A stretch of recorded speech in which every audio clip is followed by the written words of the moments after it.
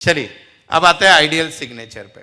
अभी होता क्या है, दो टाइप के आइडियल सिग्नेचर है। ग्राफोलॉजी के हिसाब से माझी स्क्रीन शेयर करें, ग्राफोलॉजी के हिसाब से भी आइडियल सिग्नेचर बता दूंगा मैं, और एस्ट्रोन्यूमरोलॉजी के हिसाब से भी आइडियल सिग्नेचर बताता हूं मैं। हम मोदी जी का ही एग्जाम्पल लेते हैं, आपने ऐसे ही मुझे बोल के रखा है तो ठीक है। तो अभी सुनिए, कभी भी अभी हमारे सामने नाम है। अच्छा, अभी तक कैसे लगा सेशन? बोर हो गए क्या? हो गए तो बोल दो, हाँ ऐसे नहीं बताता हूँ फिर रुक जाते हैं हम लोग। नहीं हुए ना, अब तो हो गए नहीं आप, ठीक है। अभी देखिए, ये इनका पूरा नाम है,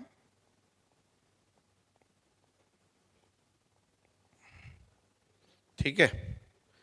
अब अगर आपको ग्राफोलॉजी के हिसाब से आइडियल सिग्नेचर निकालना है तो आपको नाम का पहला अल्फाबेट लेना है, वो भी कैपिटल में, ठीक है, एन।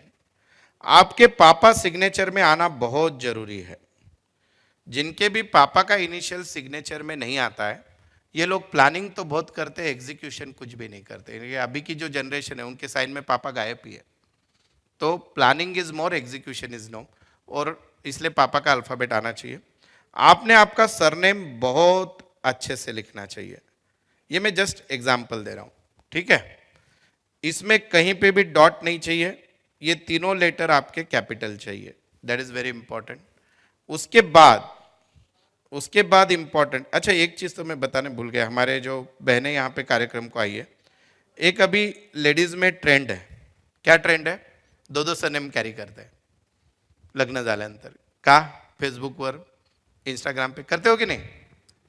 समझो मैम का अभी का सरनेम कपूर है और पुराना कुछ तो सिन्हा रहेगा, और मैम लिख रही है अक्ता सिन्हा कपूर, या सिग्नेचर में भी ऐसे।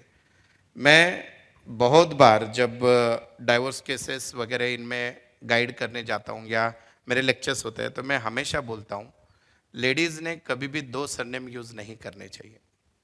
उसका कारण यह है कि आप जब तक, आपकी एक बार शादी हो गई तो आप इस परिवार का हिस्सा बन गए। अगर आप उस परिवार को नहीं छोड़ोगे तो ये परिवार की लाइफ इम्बैलेंस होगी।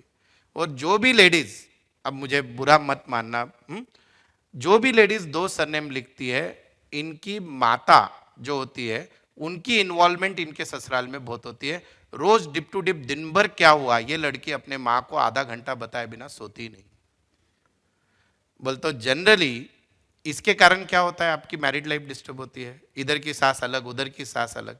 तो कभी भी दो सरनेम यूज करना है या नहीं करना है? नहीं करना है। सोशल मीडिया पे ठीक है, सर्च के लिए इजी जाता है, पर हो सके तो इधर के हो गए तो इधर का सरनेम यूज करो। लीगली पॉसिबल नहीं, आप गवर्नमेंट ऑफिसर है तो एक ही यूज करो। तो ये हो गया ग्राफोलॉजी के हिसाब से, अंडरलाइन कर दी और दो डॉट। अब मैं आपको है ना बताते बताते ये भी चीज बता देता हूं कि अभी ऐसे ये साइन करते समय आपने ये एंड का अल्फाबेट को ये ऐसा कट हो गया। आपका कोई भी अल्फाबेट अगर इस लाइन को कट करता है शुरुआत या एंड में, तो ये पक्के से हॉस्पिटलाइजेशन का इंडिकेशन है, ओवर डेप्ट यानी लोन का इंडिकेशन है, या ऐसे लोगों पे कभी ना कभी एक आधा लीगल केस होता है। तो लाइन को एक भी अल्फाबेट आपका टच नहीं करना चाहिए। और दूसरा एक है जो एस्ट्रो सिग्नेचर हम बोलते हैं, नरेंद्र मोदी खुद का पूरा नाम लिख सकते हैं ऐसे, अगेन ऐसे, और ये ऐसे साइन। तो इसमें पापा नहीं आए तो भी चलेगा, लेकिन सरनेम चाहिए। अब इसमें इंपॉर्टेंट क्या होता है, जब हम एस्ट्रो सिग्नेचर करते हैं तो सिग्नेचर में पैसा डालना जरूरी है, क्योंकि पैसा है तो सब है। कितना भी हम आध्यात्म की बातें कर लो, मैं भी पैसों के लिए बैठा हूं आपके सामने, बराबर है। तो पैसा, हेल्थ एंड हार्मनी।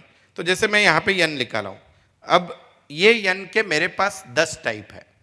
यानी अगर कोई गवर्नमेंट ऑफिसर है तो कैसा यन निकालेगा, बिजनेसमैन है तो कैसा निकालेगा, कोई प्राइवेट में है तो कैसा। तो जनरली ऐसे मनी बाउल निकालते हैं इनमें, this is called money bowl. तो इससे क्या होता है कि जीवन में आपके पास पैसा टिक के रहेगा। देन अगेन मैंने बताया था कि एंड में ऐसा करो, या फिर आप एंड में ये लाइक दिस ऐसे कर सकते हो, तो ये जरूरी है। सबसे इंपॉर्टेंट चीज क्या होती है सिग्नेचर में, कि आपकी साइन पढ़ते आनी चाहिए। आप जितनी साइन कॉम्प्लिकेटेड करोगे, किसी को ना करते आए, उतना आप स्ट्रेस में रहोगे जीवन में। तो साइन कॉम्प्लिकेटेड करना है ना, स्ट्रेस बढ़ाना है। साइन जितनी सिंपल करो, मैंने बोला कॉपी कोई नहीं कर सकता, जितनी सिंपल करके पूरी प्रॉपर निकालोगे उतना ज़्यादा अच्छा है। So I hope you like it. आपके बच्चों को आप पढ़ाओगे, उनकी साइन अच्छी करोगे यहाँ से। अच्छा, और एक चीज, बच्चों को इंक देते वक्त ब्लैक इंक से लिखना बंद करो। अनफॉर्चुनेटली हमारे सीबीएसई आईसीएसई में ब्लैक इंक यूज है। जो व्यक्ति ब्लैक इंक यूज करता है उसके विचार बदलने को तैयार नहीं होता है, वो रिजिड बन जाता है, हट्टी बन जाता है वो आदमी। Blue colour is better, green हम यूज नहीं कर सकते, पर blue colour is better for writing, बच्चों के लिए तो भी। तो आई होप आप सभी को ये चीज़ें अच्छी लगी। और कभी गलती आपको कंसल्टेंसी वगैरह करना है तो उसमें नंबर दिया है, पर मेरा पर्पज़ आज का प्रोग्राम लेना सिर्फ और सिर्फ अवेयरनेस क्रिएट करना था। इतनी बरसात होने के भी बाद आप 200-300 लोग जो आए, बहुत से लोग पुणे के बाहर से आए, मैं आपका फिर से एक बार तहे दिल से शुक्रिया करता हूँ। और आई होप कि आपको ऐसा सेशन आपने आज तक, मैंने तो कभी देखा नहीं, मैंने खुद नहीं पहली बार किया है, तो बहुत बहुत धन्यवाद। और सर सभी के सवालों के जवाब आपने, आई थिंक मैक्सिमम लोगों के सवालों के जवाब दिए हैं आपने, और मेरे तो इतने सारे, मैं तो I am a curious person. Thank you so much for answering all the questions. आप सभी के तरफ से, आप सभी के बिहाफ पे sir I would like to thank you so much. आपने बहुत सारा ज्ञान प्रदान किया। थैंक यू देना है विशाल सारडा जो यहाँ पे ये सब मैनेज कर रहे थे, टिळक स्मारक का सारा मैनेजमेंट, अतुल जी, मेरे ऑफिस का पूरा स्टाफ, और जो आपके कॉल सारे लेके आपको गाइड कर रही थी तेजश्री शाह, बाकी मेरा पूरा स्टाफ, मैं सिर्फ पर्पज और अक्ता मैडम, सभी का बहुत बहुत धन्यवाद और आप सबका बहुत बहुत धन्यवाद। और रेड एफएम जो यहाँ पे आए थे मेरा इंटरव्यू लेने, उनका भी बहुत बहुत धन्यवाद, और आप सभी को फिर से एक बार शत शत प्रणाम। चलिए, नवनीत क्रिएशंस के बिहाफ पर एकता कपूर की तरफ से नमस्कार। Thank you so much for coming over here. Good night. घर जाकर आई होप आप नंबर्स के साथ थोड़ा खेलें और थोड़े और मजे करें। Thank you so much.